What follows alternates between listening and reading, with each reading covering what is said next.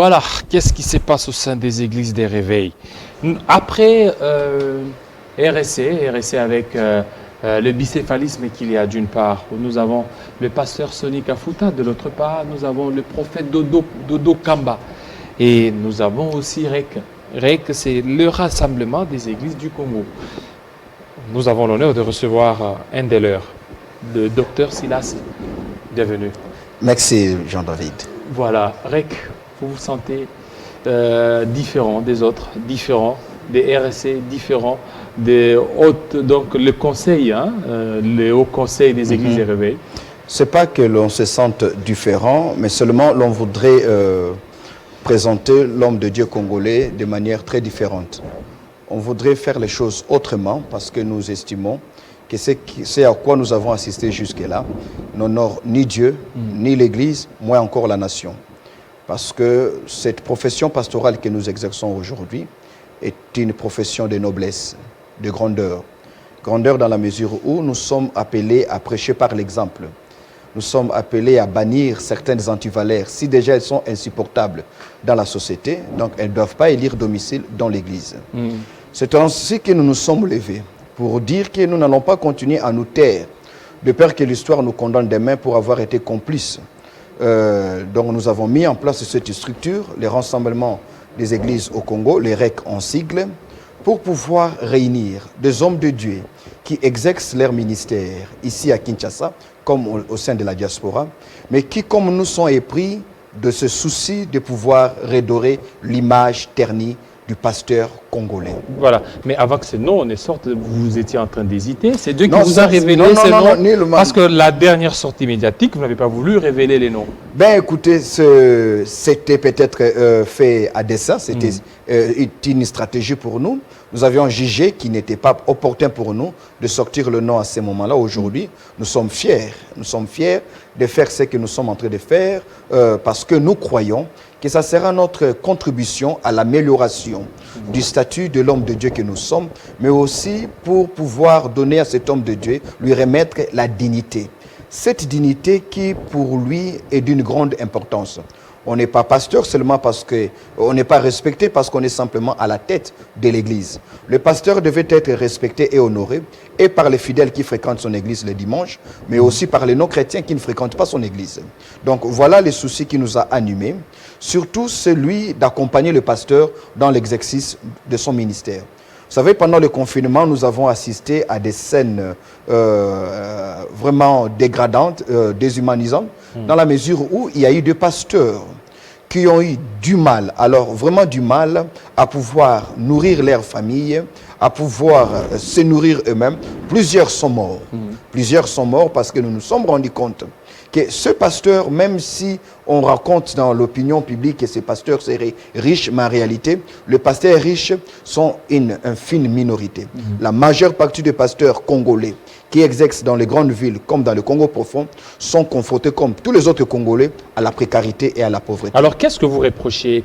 Vous parlez des antivaleurs. Qu'est-ce que vous aviez constaté au sein des autres églises? Bon, écoutez, je pense que l'église devait être, comme on le dit, au milieu du village. Nous ne souhaitons pas voir cette politisation à laquelle nous assistons aujourd'hui, parce que ce n'est plus un secret. On sait savoir que telle tendance roule au profit de tel camp politique ou celui d'un autre.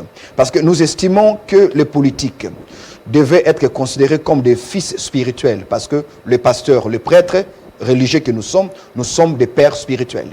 Et en tant que pères spirituels, nous ne devrions pas être à la solde d'un camp politique comme d'un autre. Le pasteur devrait s'élever au-dessus du débat politique. Le pasteur devait fermer la porte à la politisation de l'Église. Le pasteur devait dire non au tribalisme. Parce que ce que nous avons comme dénominateur commun, au-delà de notre foi en Christ Jésus, c'est aussi l'attachement que nous avons à la patrie mère. Donc il ne faudrait pas aujourd'hui au sein de l'Église qu'on acquise un camp comme un autre du tribalisme. Sinon, nous ne sommes plus la lumière du monde. L'Église implantée au Congo doit jouer son rôle de moralisateur, de pacificateur, d'unificateur. Parce que c'est le rôle que Dieu attend de nous, mais c'est aussi le rôle que la nation attend de nous. Donc, ce que nous reprochons, c'est aussi la légèreté avec laquelle nous avons géré certaines crises. Et cette légèreté ou encore cette complaisance a fait à ce que la dignité ou encore le respect qu'on devait attacher à l'homme de Dieu a été perdu. Et aujourd'hui, qu'allons-nous faire? Allons-nous croiser les bras? Est-ce que vous avez eu le temps de pouvoir certainement vous entendre? Parce que la Bible dit, lorsque vous avez un problème avec ton semblable, va le voir, asseyez-vous. Alors s'il n'y a pas d'entente, appelez le 3e, 4e témoin. Est-ce que ça a été fait au niveau des églises? Mais en tout cas, ce que j'aimerais préciser, M. David, à l'intention de vos téléspectateurs, les REC ne s'inscrivent pas dans une logique de guerre ou de polémique.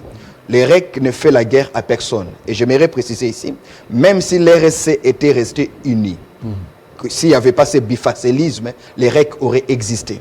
Parce que ce que nous déplorons, nous n'avons pas commencé à les déplorer aujourd'hui. Nous pensons qu'il y a beaucoup de choses qui auraient pu être faites depuis longtemps et n'ont pas été faites. Et nous ne pensons pas qu'aujourd'hui, c'est aujourd'hui qu'on va les faire. Tout ce que nous avons voulu, c'était d'exister. Nous voulons nous assumer. Je vais vous dire une chose.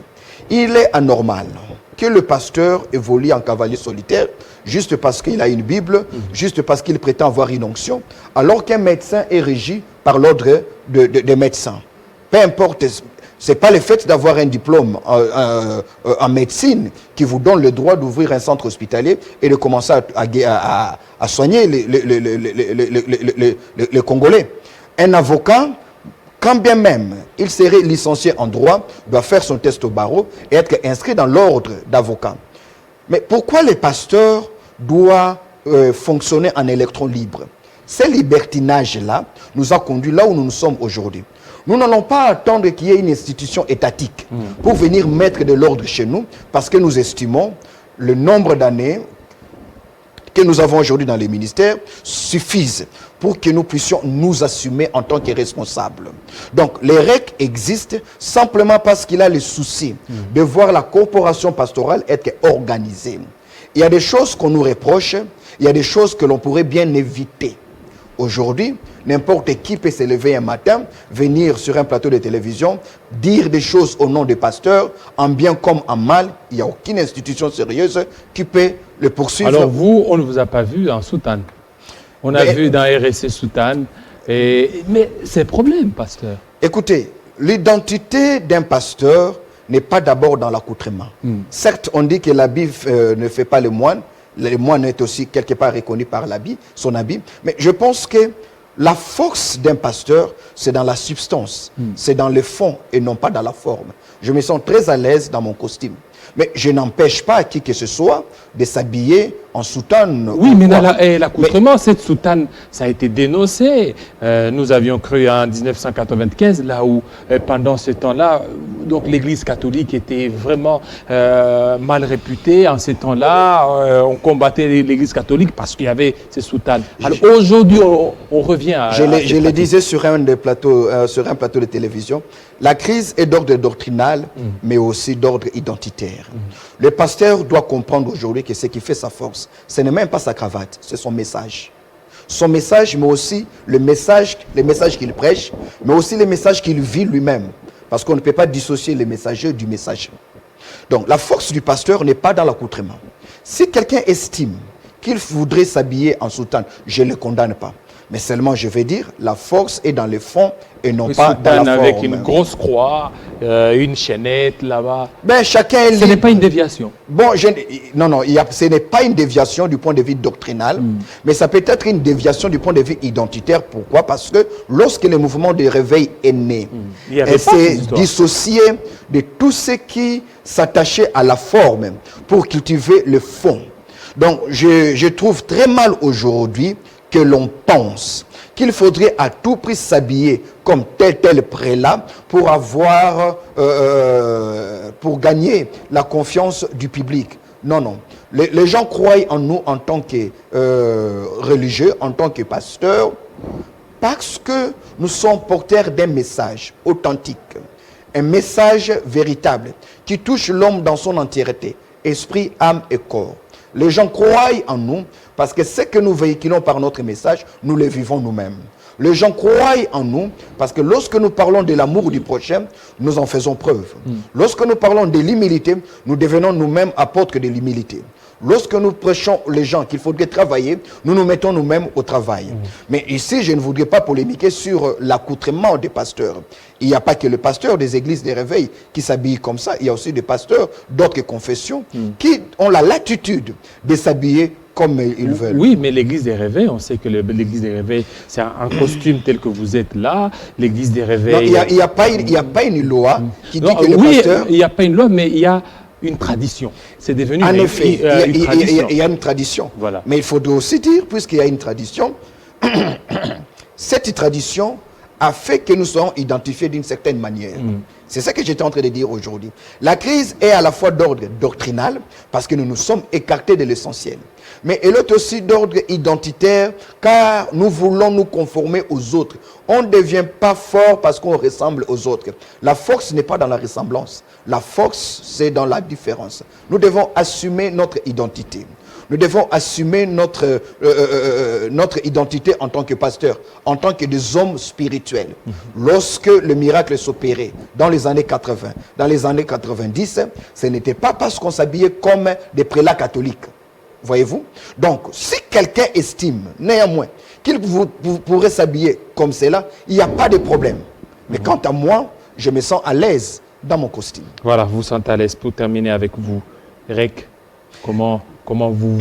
il y a la cotisation, le moyen... Comme toute autre association sans but lucratif, elle vit des cotisations.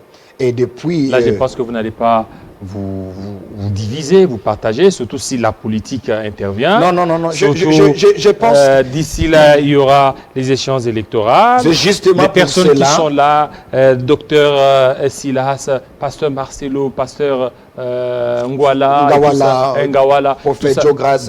Jogras, vous avez des grandes églises. Une fois que les politiciens veulent aussi avoir l'électorat, ils vont s'approcher auprès de vous. Ce que nous sommes, nous le sommes par la grâce de Dieu et par le travail. L'abnégation que nous avons mis dans le travail. Je ne pense pas qu'on ait besoin d'un politique pour exister. Et ici, j'aimerais lancer un appel aux acteurs politiques.